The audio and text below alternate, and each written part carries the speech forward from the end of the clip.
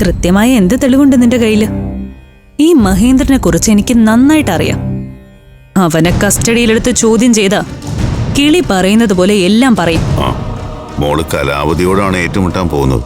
അവളുടെ സ്വാധീനം നന്നായിട്ട് അറിയാവുന്നല്ലേ? വളരെ സൂക്ഷിക്കണം. കാക്കയിട്ട് കഴിഞ്ഞാ പിന്നെ കുറ്റവാളികളുടെ സ്വാധീനത്തെക്കുറിച്ച് ചിന്തിക്കാൻ പാടില്ലല്ലോ അച്ഛാ.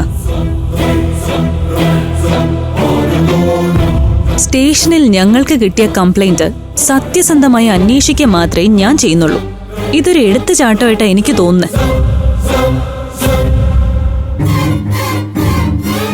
അഭിയേട്ടന്റെ അമ്മയുടെ മരണത്തിന് മുമ്പ് അവിടെ ഇവരെത്തിയതിന്റെ എന്ത് തെളിവുണ്ട് നിന്റെ കയ്യില്?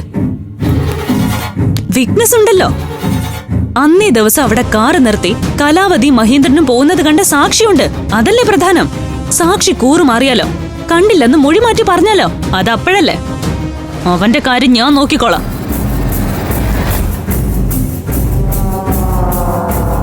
നീ എന്നെ വെറുതെ കൺഫ്യൂഷൻ ആക്കണ്ട. എന്താ ചെയ്യേണ്ടതെന്ന് എനിക്കറിയാം.